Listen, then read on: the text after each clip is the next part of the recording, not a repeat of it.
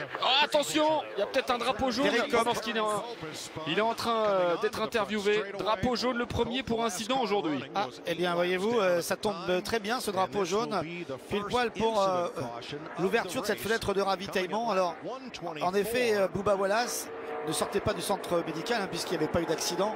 Il était tout simplement dans les garages. Alors, Derek Cope, il y a des mauvaises langues qui ont dit tout à l'heure, je ne citerai pas le nom des pilotes, mais qui ont dit comment ça se fait que ce gars-là court depuis 40 ans alors qu'il fait que de la parce qu'apparemment il avait. Alors, oula, mais peut-être qu'il a été un peu aidé. Ouais. C'est peut-être Kyle Larson qu'on a eu marre parce qu'apparemment il lui prenait un tour. Et à son goût, je crois que Derek Cope ne s'écartait pas assez vite, ou alors il y a eu une petite mésentente entre les deux. Il voulait rentrer dans les stands et c'était sa façon à lui d'entrer dans les stands. Une voiture chez Starcom, comme c'est marqué, dont il est copropriétaire d'ailleurs. Il y a un petit contact avec Kyle Larson, on le voit ici sur le pare-choc avant. Blaney et Keselowski. Oh, Danny Hamlin en travers. Avec certainement un contact avec Bowyer. Qu'on a vu filer juste avant que Hamlin perde le contrôle de sa voiture. Et bien là, ça change encore tout. Et non, c'est pas Bowyer, c'est Bowman. C'était une voiture bleue, mais pas la voiture 14, la voiture 88 de Bowman. Quel dommage pour Denny Hamlin qui était bien aujourd'hui. Alors, c'est parti comment cette histoire? Dans le virage, il y a Austin Dillon qui est juste derrière. Bowman à l'extérieur, Hamlin à l'intérieur.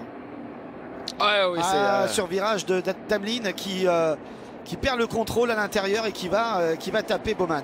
On ne dira jamais assez les détails, le petit truc, la petite erreur, le petit survirage peut avoir de grosses conséquences. Ah oui, mais attendez. Ça c'était avant ça. Oui, on a vu que c'était un petit peu tendu entre les deux. Ça c'est involontaire parce que là il a perdu le contrôle.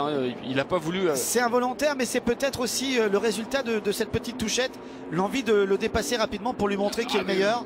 Ouais, et il a pris un risque peut-être. Ouais, qu'il n'aurait peut-être pas pris en temps normal s'il n'y avait pas eu cette touchette avant. En tout cas, on voit qu'il a perdu le contrôle de sa voiture. Il a surtout perdu le grip et peut-être l'adhérence due à ces fameuses turbulences aéro dont je vous parlais tout à l'heure. Ou alors il a glissé sur la ligne, mais ça m'étonnerait. Ouf!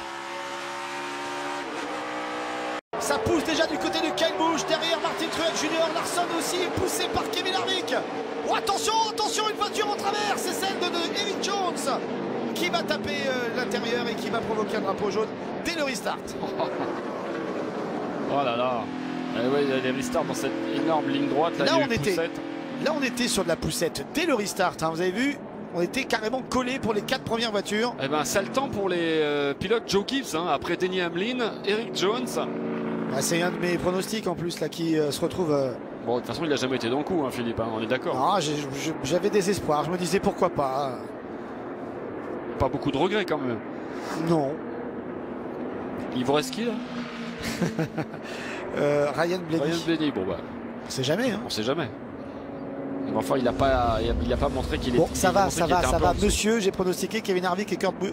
Il fallait le faire. Kyle Busch. Oh, bah oui. Coupe du Monde, je pronostique et puis ça se trouve, le Brésil. Bah alors. Ça se trouve, ça va être Truex qui va gagner. Là, on n'a pas vu grand-chose sur le contact. Est-ce que il y avait une voiture jaune derrière? C'était celle de Logano. Alors. Ah, il était déjà à la dérive là. J'ai l'impression qu'il était poussé par Logano. J'aimerais bien voir un peu plus en amont. En tout cas, il a percuté Ryan Newman et sa voiture 31, mais il était déjà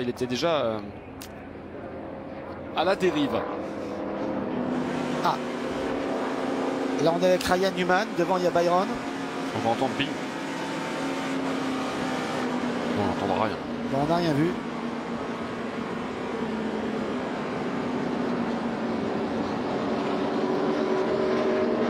C'est Cole Custer, voiture 51 qui aura le free pass sur le restart. Moi j'ai l'impression que c'est Logano qui le pousse. Je suis désolé mais en tout cas il a bien évité après Logano. Il a fait un bel